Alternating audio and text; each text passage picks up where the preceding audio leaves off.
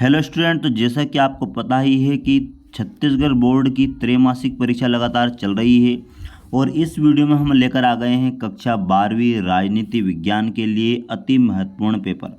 और बच्चों, जैसा कि आपको पता ही है कि पूर्णांक जो होने वाला है वो 50 अंक का होने वाला है और इस पूरे वीडियो में हम प्रत्येक प्रश्न के क्वेश्चन को बताएंगे, यानी कि उनका सॉल्यूशन भी बताएंगे, हम आपको हर प्रश्न का उत्तर भी बताएंगे, इसलिए वीडियो में लास्ट तक बने रहना है। तो सबसे पहले देखते हैं हम कि क्यूबा मिसाइल संकट कब उत्पन्न हुआ था। तो जैसा कि आपने यदि चैप्टर पढ़ा होगा तो क्यूबा मिसाइल संकट जो है वो 1962 में उत्पन्न हुआ था। तो आपको 1962 कर लेना है इसमें। उसके बाद जो अगला जो क्वेश्चन है वो आप देख सकते हो यहाँ पर क्वेश्चन नंबर 2 कि द्विध्रुवीता से क्या आशय है। तो आइए देखते हैं बच्चों द्विध्रुवीता क्या होती है। तो बच्चों आप यहाँ पर देख सकते हो कि द्विध्रुवीता क्या होती है। द्विध्रुवीता का अर्थ लिखिए, यानी कि शीत युद्ध के दौरान विश्व का 2 गुटों में बंटना, जिससे शक्ति संरचना क्या हो गई, द्विध्रुवी हो गई, जिन्हें अमेरिका व सोवियत संघ का संरक्षण प्राप्त था। तो ये डेफिनेशन उसमें आपको लिख लेना है। अगले वाले क्वेश्चन पर हम चलते हैं और अगला जो क्वेश्चन है हमारा कि आसियान का पूरा नाम लिखिए। तो आइए देखते हैं आसियान का पूरा नाम, इंग्लिश और हिंदी दोनों में इसको हम देखेंगे। तो बच्चों आप यहाँ पर देख सकते हो आसियान का पूरा नाम association of south east Asian Nations.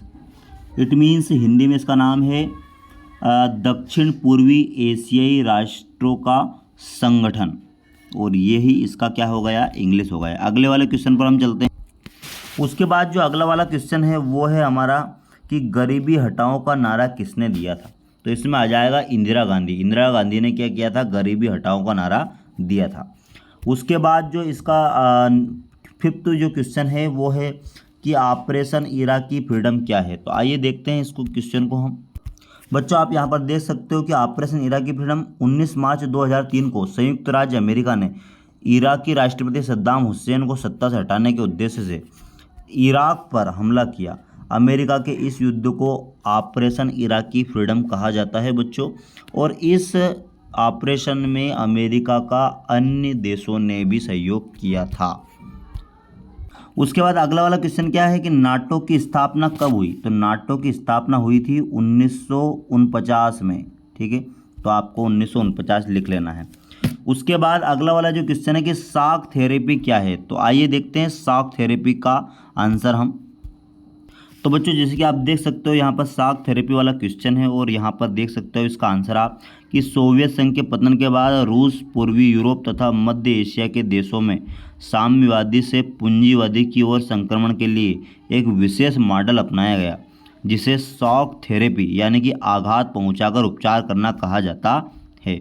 विश्व बैंक एवं अंतर्राष्ट्रीय मुद्रा कोष द्वारा इस मॉडल को अपनाया गया था। तो ये आप कर सकते हो इसमें।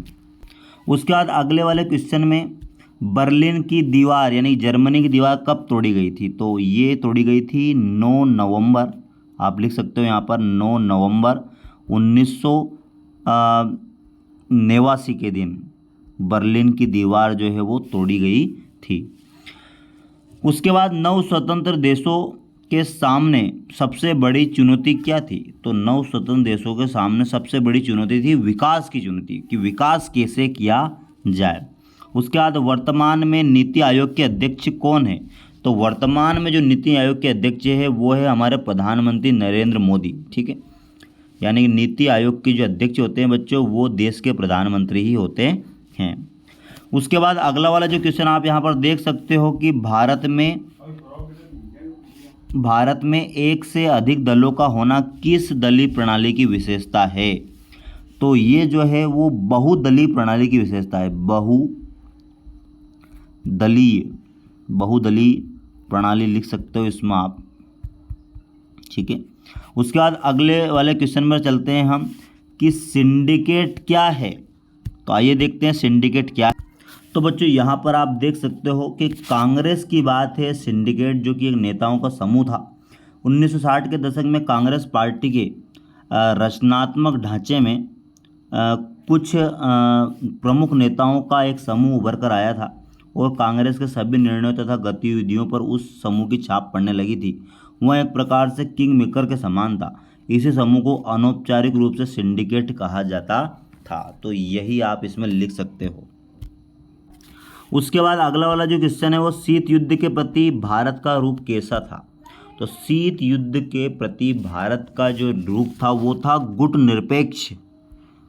निरपेक्षता की नीति अपनाई थी भारत ने, यानी कि वो किसी भी गुट में नहीं है। तो गुट निरपेक्षता वाला रूप था भारत का, आप इसमें लिख सकते हो।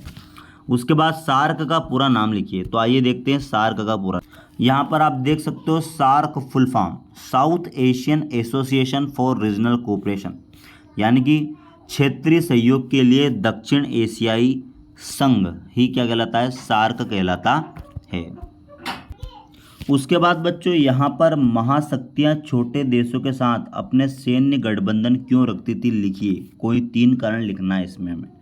तो बच्चों आप यहाँ पर देख सकते हो कि महाशक्तियाँ निम्न कारणों से छोटे देशों के साथ गठबंधन रखती थी ताकि इन देशों से वे अपने हथियार और सेना का संचालन कर सके। महाशक्तियाँ छोटे देशों के साथ सैनिक ठिकाने बनाकर दुश्मन के लिए जासूसी करते थे। छोटे सैन्य देश गठबंधन के अंतर्गत आने वाले सैनिकों को अपने देश में रखते थे, जिससे महाशक्तियों पर आर्थिक दबाव कम पड़ता था। महाशक्तियाँ आसानी से छोटे देशों पर अपना वर्चस्व कायम कर सकती थी।